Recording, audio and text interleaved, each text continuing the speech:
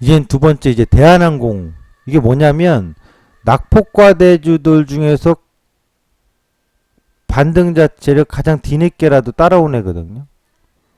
대한항공은 원화 강세, 유가보다도 원화 강세가 중요하거든요. 근데 원화가 강세 구간에서 좀 반등이 나온 건데 이 반등 자체도 강한 건 아니에요. 원화 강세가 이렇게 급하게 떨어진데 불구하고 대한항공이 이것밖에 못 올라와요?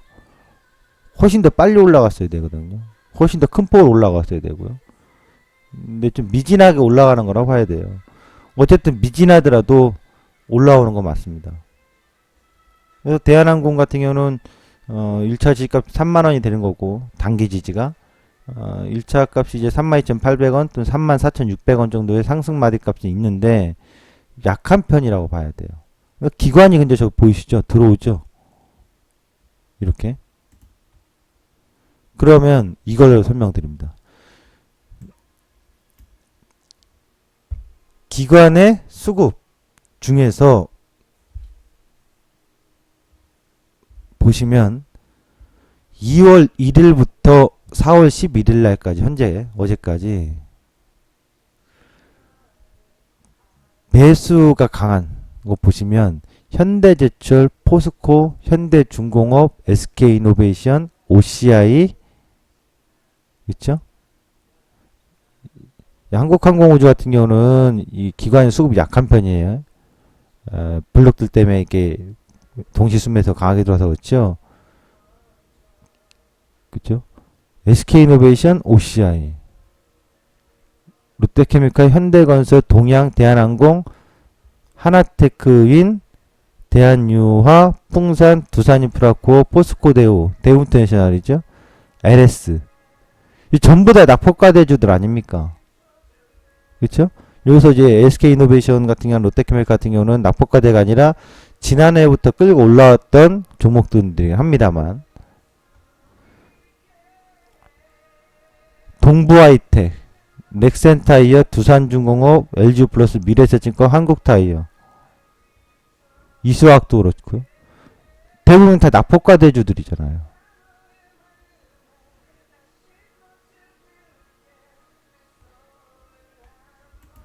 그 다음에 기관수급 매도를 보면 2월 1일부터 현재까지 삼성전자, 인버스 빼버리고요. 삼성전자, 호텔신라, 추세주, 기존 추세였죠. 코스맥스도 그렇고요. 한전 KPS 추세였죠. 주도주였단 말이죠. 녹십자. SK도 사실상 주도주 상승이었다고요.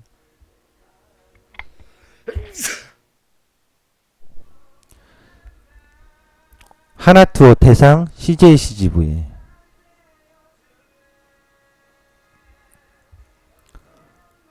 차트를 한번 보면서 가겠습니다.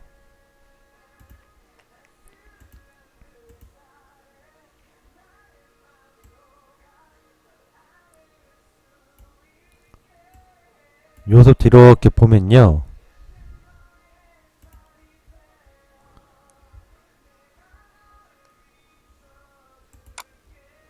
SK 보세요. 주도주였잖아요. 주도 상승을 길게 했으니까. 전년도 여름부터 기관이 매도하죠. 반등 주는데 또 기관이 매도하죠. 주가 빠지죠. CJ, CGV 전년 여름부터 고점 찍고 또 한번 1, 2월달 고점 찍고 빠지는데 기관이 매도하죠. 초록색이 기관입니다. 형광색이. CJENM 기관이 매도 가고 있죠. 주가 빠지죠.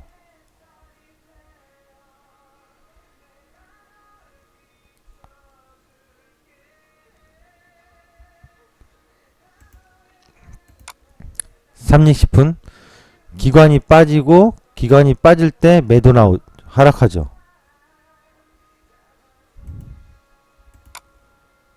롯데푸드 기관이 빠질 때 충격 크게 주고 기관이 빠지고 있을 때 하락마디가 나오죠. 출렁출렁.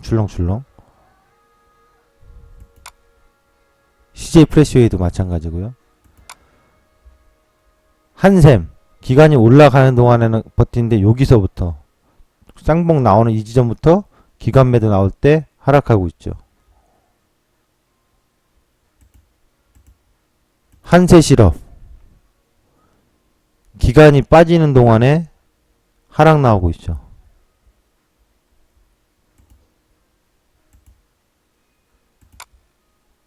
오스엠 플란트는 이때부터 기간이 파는데 팔면서도 일단 올라와요. 근데 외국인이 받쳐줬잖아요.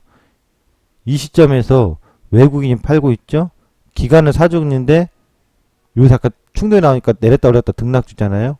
이거 쌍봉으로 본다면 외국인하고 기관을 같이 꺾는 거라고 봐야 되겠죠. 그 시점이. 메이톡스 기관이 팔면서 이 시점부터 떨어지고 있죠. 떨어지는데 완창창 떨어지는 게 아니라 떨어지면서도 여러분 이렇게 완충을 하게 돼 있습니다. 한세 실업 했지요.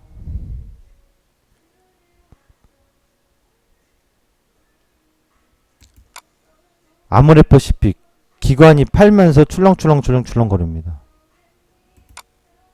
LG생활건강 기관이 팔면서 떨어진 충격을 여기서부터 강하게 줍니다.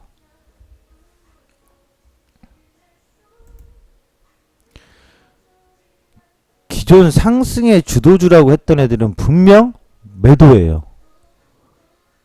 기억하세요. 기관수급 매도예요. 근데 주가는 어떤 것들은 바로 이렇게 강하게 신호를 주는 애들이 있고 어떤 것들은 오르락 내리락 오르락 내리락 이러면서 머물러 있거든요. 이게 하나의 특징이잖아요. 그리고 이제 매수 관점으로 올라온 낙폭과 대주들 보면 LG전자 기관이 사주고 있죠. 포스코 기관이 사주고 있죠. 사주면서 여기서부터 점진적으로 세기 형태로 떨어지지만 여기서 쳐올려 버렸죠.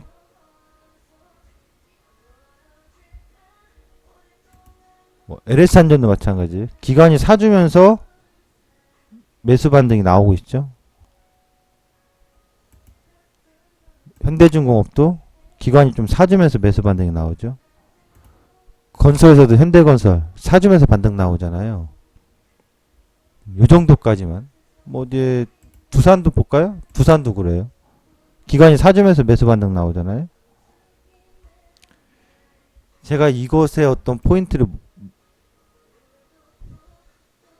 뭘 보냐면 현대모비스도 기관이 매도하면서 나오고 있고요. 매수할 때 반등 나오고 이걸 좀 해석을 해보면 이렇게 좀 봐야 되지 않나 싶어요.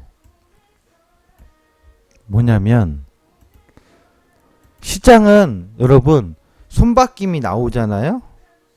그런데 손바뀜이 나온다는 것은 같이 터닝을 해줘요.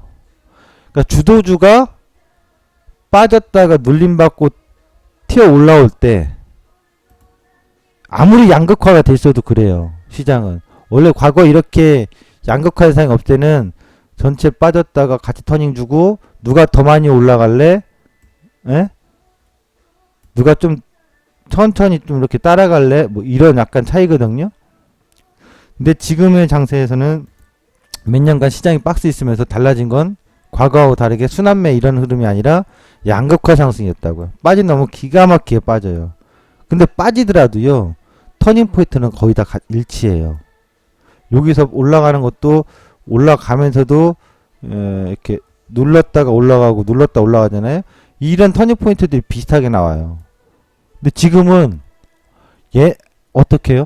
낙폭과대들은 땡겨 올라가서 고점권에서 이러고 있고 단기 고점권에서 떨어졌던 주도주들은 올라갔다가 왔다 갔다 반등 주면서 이제 쌍봉으로 만들잖아요. 이 밸런스에 맞물릴 시기가 모여지고 있다고요. 그래서 저는 이 뷰를 보면 눌림 받고서 얘네가 다시 재상승하고 파란색 납폭과대들이 다시 재상승하는 게 아니라 여기서 꿈틀꿈틀 더 움직임이 있을 수 있어요. 올라갈 수도 있고 내려갈 수도 있고 뭐 얘도 마찬가지고 하지만 같이 꺾어서 떨어진 시점이 머지않아 중요하게 나타날 거예요. 이 밸런스예요. 이 밸런스 잊으면 안 돼요. 이게 지금 시장을 해석하는 가장 중요한 것 중에 한 가지 요인이에요.